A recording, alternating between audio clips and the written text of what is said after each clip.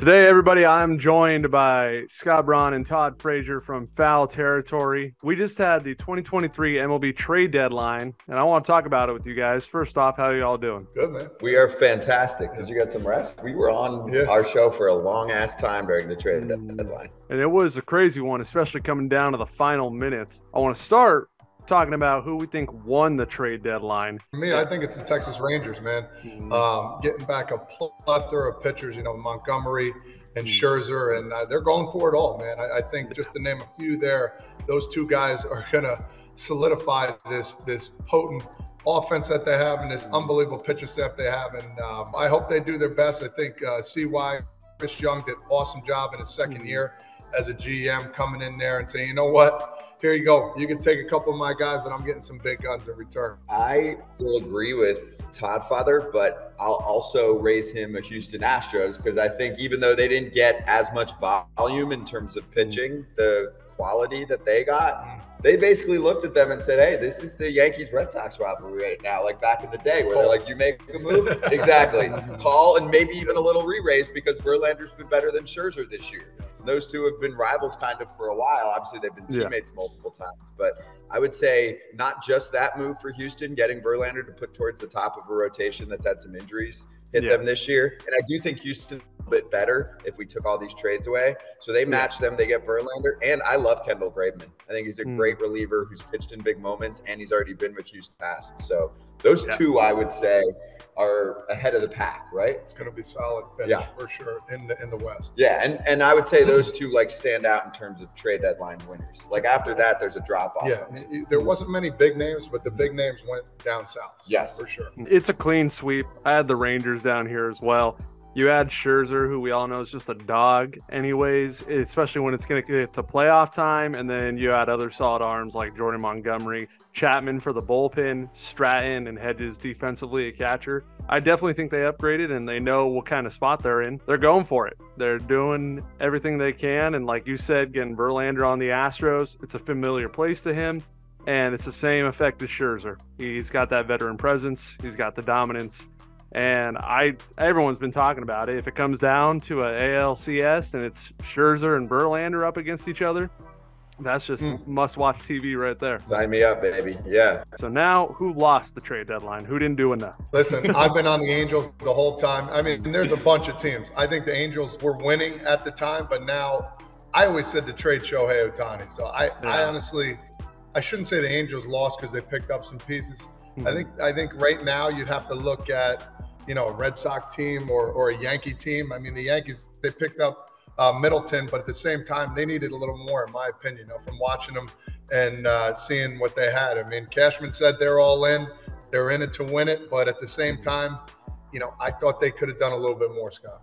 I like his hot take, though, of the Angels, because most people wouldn't think the way that you're thinking, because they'd be like, oh, they did stuff. Yes. But at the same time, you're like, yeah, the little prospects that they did have for the future, they gave away, and you thought they could have gotten the world for Shohei. I agree. Yeah. I mean, look at the talent drop-off, position player-wise, Jeimer Candelario or Shohei Ohtani.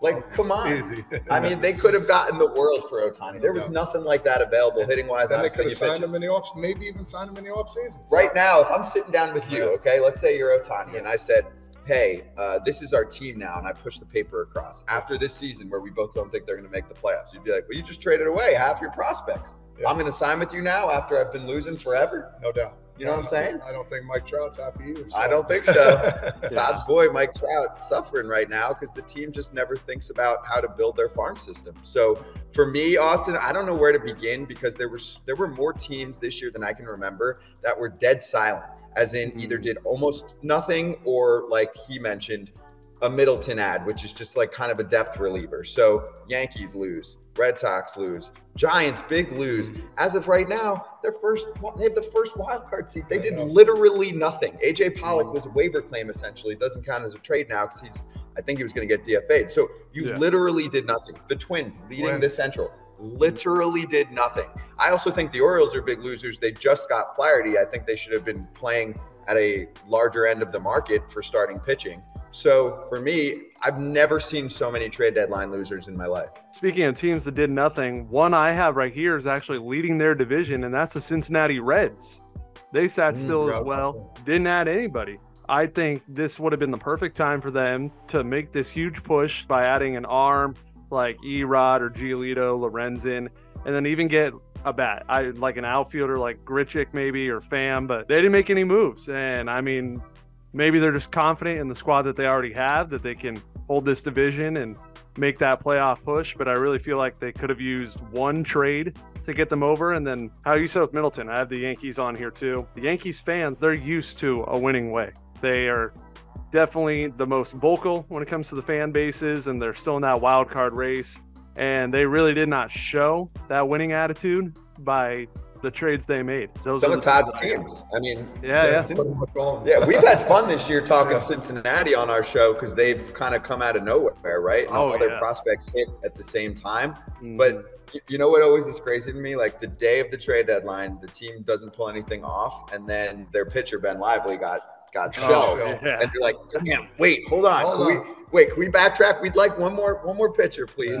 Some of these teams, especially Cincinnati and Baltimore, they're so damn young. I worry about their pitching just kind of tiring out and running out of steam because they baby pitchers in the minor leagues now. And I worry about the bullpen too as well. These guys, they don't go 6-7 innings anymore. They're basically on pitch counts, and they have one of the better bullpens in the league. And now it's like, all right, well, keep doing what you're doing. Well, they're not always going to do it. So, a lot of losers this time, but we'll see how it goes. Yeah, the thing I worry is those teams are young, like you mentioned, and I think when it gets to playoffs, you're going to go up against those teams that have that playoff experience. National League, that being the Atlanta Braves, they've had that experience for a couple years now, and then you go over to the American League, and you have the Astros who've been there just year after year after year, and now you're going to get all these young guys, brightest lights possible. And I think it would have been good to add a player to all those teams with those young guys that has been there. It can lead them through those playoffs. A sneaky trade, one that didn't get enough attention that you guys really enjoyed. So a guy that we have frequently on Foul Territory, who's one of the best sneaky interviews in baseball, because he is just a total straight shooter. And he went over with us that he was worried that he was going to get moved, and he was correct. And he said it was partially because his GM just loves swinging deals. Paul Sewald. Okay. And there are some people that I listen to for podcasts that were like, oh, I really like this deal for the Mariners. And I was like, hell no. I hate this deal for the Mariners. This already happened once before when they traded Kendall Graveman away a couple of years ago to the Astros, and Mariners fans were like, what?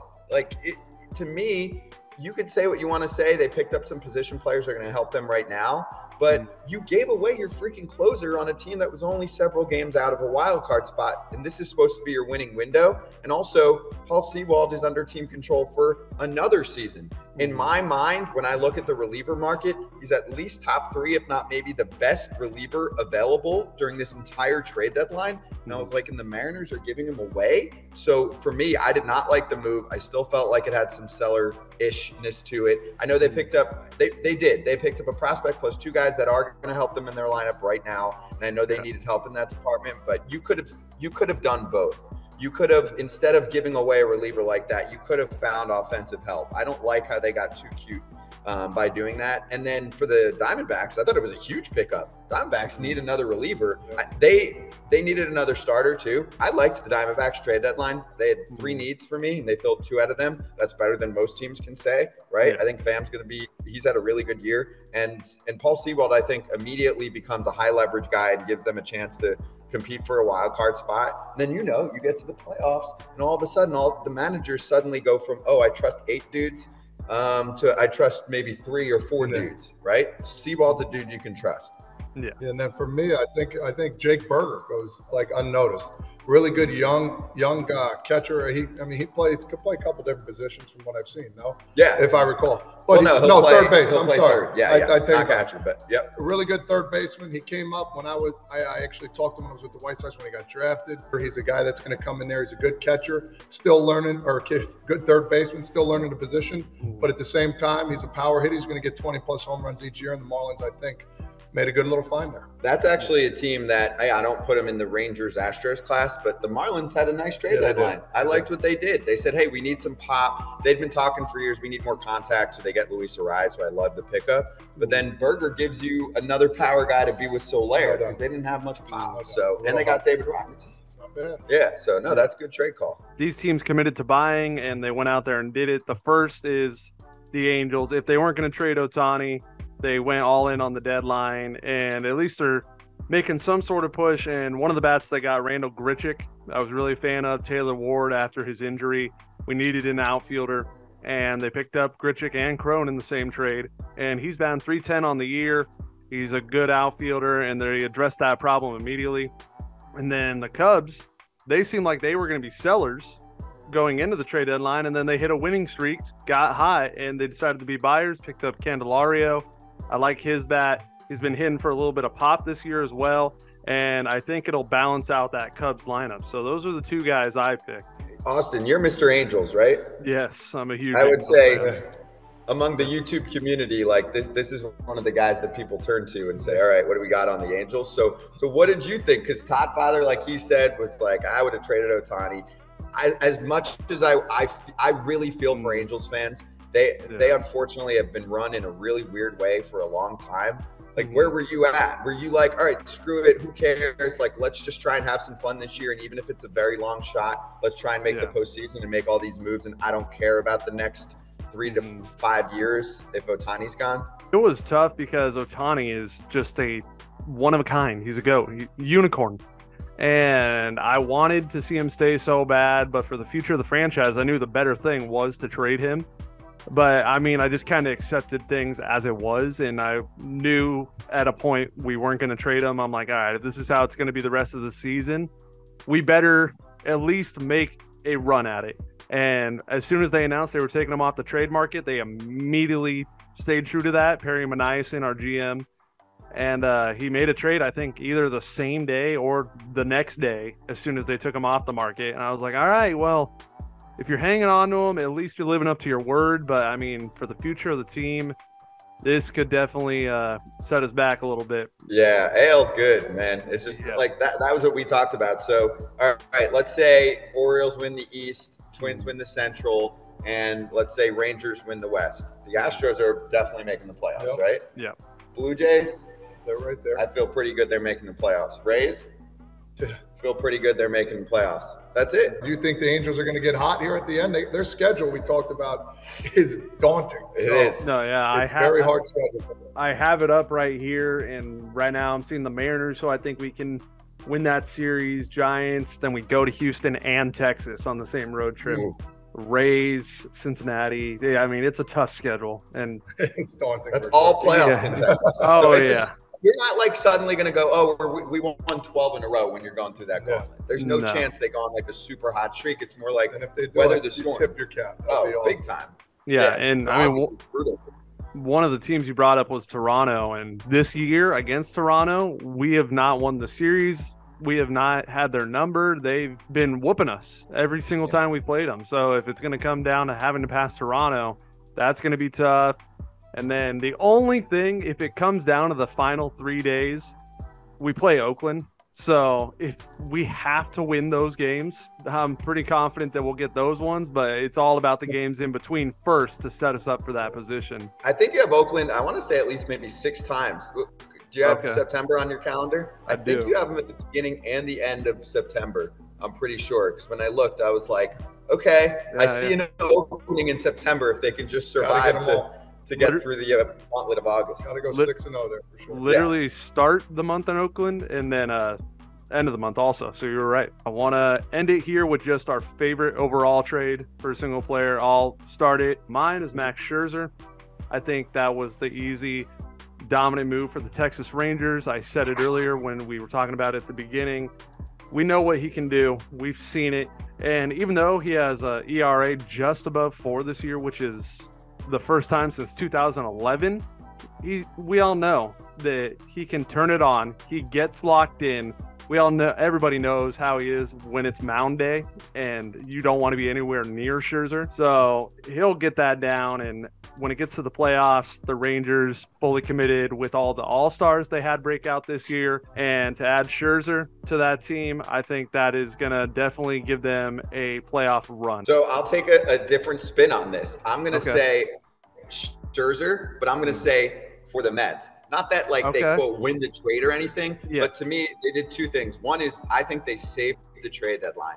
Because if the Mets don't decide we're trading Scherzer and then ultimately Verlander, no significant names moved for the first time in a long time, right? Like every year we have, it's Trey Turner and Max Scherzer, it's Soto last year, Machado the year he moved. There's always these massive position player names. We didn't even have massive pitcher names until we got to that point. So A, for kind of sparking the trade deadline, and B, I actually really like the direction the Mets took. They tried to patch Band-Aids on what they had as a roster with Verlander and Scherzer, and if those two pitched like number ones all year, I think they would have been in the playoff race. They, you know, Max had inconsistency and JV had the injury to start the season. So they looked and said, we're not that good this year. We're not making the playoffs.